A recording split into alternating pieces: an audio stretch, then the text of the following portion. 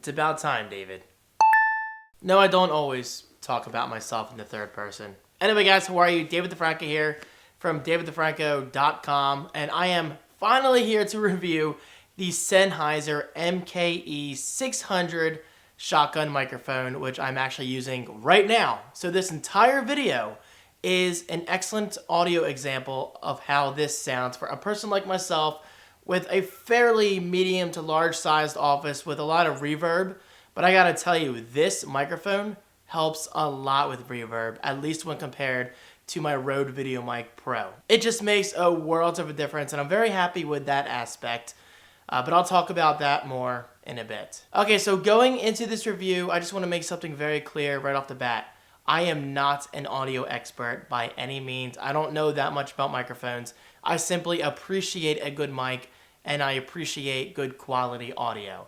So there's that. It's out of the way. I'm not an audiophile. I'm using this as your everyday content creator, if you want to put it that way. So anyway, getting into the review itself, I'm going to go through a list of things that I think stood out about this microphone. And then finally, at the very end, I will give you my purchasing decision, which of course is going to vary from user to user. All right, so first up, I got to say this. The Sennheiser MKE 600 shotgun microphone is an excellent quality microphone. It's not only very well built, but it looks good as well. Now that may not be important to some people, but I appreciate a well-designed product, and Sennheiser does not disappoint in this department. And by the way, yes, this is a shotgun microphone. I know that's kind of obvious, but for those not aware, and again, I'm not an audio expert, but I do know the basics, shotgun microphones are intended for your subjects to be directly in front of the microphone. For example, again, me. I'm right here directly in front of the mic, and it does an excellent job at picking up my audio. But if, for instance, I was over there or over there, then it would not be good for that kind of usage. And by the way, this microphone does have a switchable low-cut filter if that's important to you. So one huge pro that I like about this microphone over the Rode VideoMic Pro is that it uses a standard AA battery.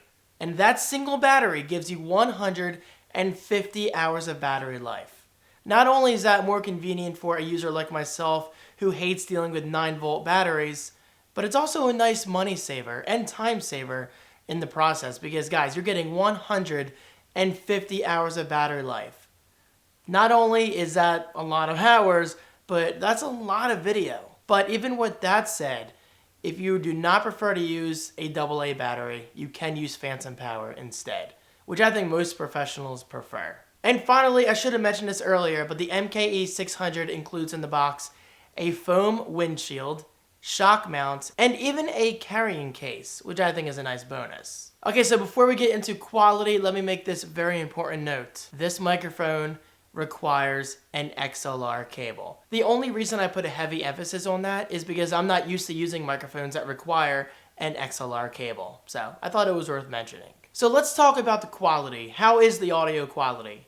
Well, you tell me. I've been using it this entire time. But in my opinion, the quality is just amazing. Again, not only is it much better than my Rode VideoMic Pro, but it does an excellent job at filtering out the background audio. Again, a lot of reverb is in this office. And yes, I realize that's my fault. I don't have foam on the walls like I should, and my office is still under construction months later, but believe me, that's going to change dramatically once the holidays are over. More on that in a future video. But I will say, for what it is, the MKE 600 does a phenomenal job at not only capturing my voice, but also canceling background audio. However, and this is a big however, this is the only reason I will not continue to use this mic on a daily basis.